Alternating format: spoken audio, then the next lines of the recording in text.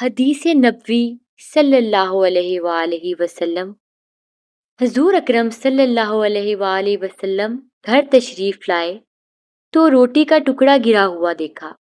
آپ صلی اللہ علیہ وآلہ وسلم نے اسے اٹھا کر صاف فرمایا اور کھا لیا اور فرمایا، اے عائشہ، عزت دار چیز کی عزت کرو۔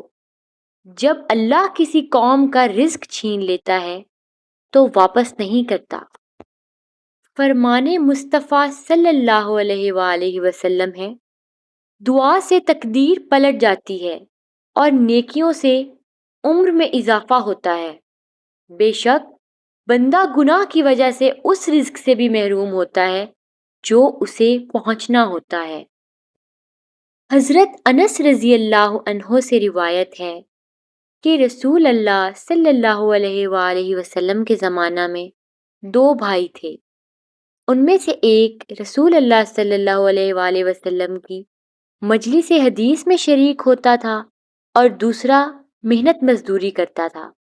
محنت مزدوری کرنے والے نے اپنے بھائی کی نبی اکرم صلی اللہ علیہ وآلہ سے شکایت کی اور کہا، اے اللہ کے رسول، یہ میرے ساتھ کوئی تعاون نہیں کرتا۔ آپ صلی اللہ علیہ وآلہ وسلم نے فرمایا، شاید کہ تجھے اسی کی وجہ سے رزق دیا جاتا ہو۔ حدیث نبوی ہے، ایک شخص نے عرض کی، یا رسول اللہ، دنیا مجھ سے پھر گئی ہے، رزق تنگ ہو گیا ہے۔ آپ صلی اللہ علیہ وآلہ وسلم نے فرمایا، تم فرشتوں کی تسبیح پڑھا کرو، اس کی برکت سے رزق بڑھتا ہے۔ وہ تسبیح یہ ہے کہ صبح کی نماز سے پہلے یا بعد میں 100 دفعہ سبحان اللہ و بحمدہ، سبحان اللہ العظیم و بحمدہ، استغفر اللہ۔ اس کی برکت سے دنیا تمہارے پاس ذلیل و خوار ہو کر آئے گی اور تم کو غیب سے رزق ملا کرے گا۔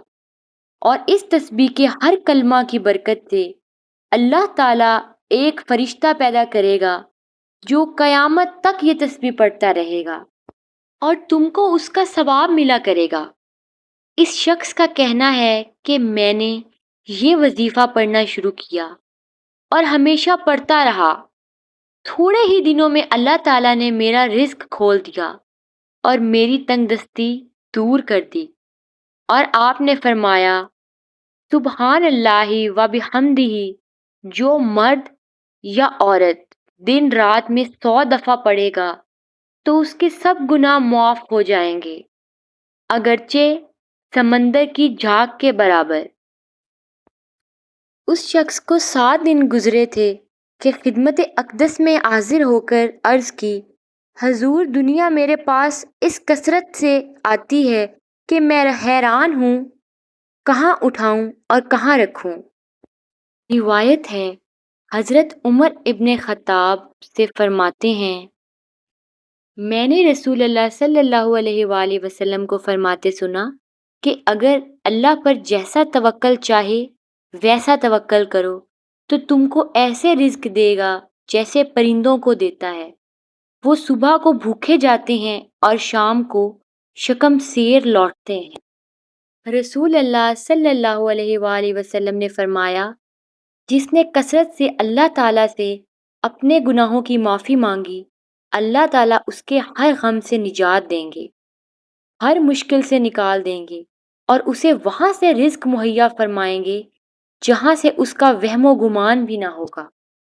نیکی کی بات شیئر کرنے والے کو اس کے نتیجے میں عمل کے برابر ثواب ملتا ہے اور ان کے ثواب میں کمی نہیں ہوتی۔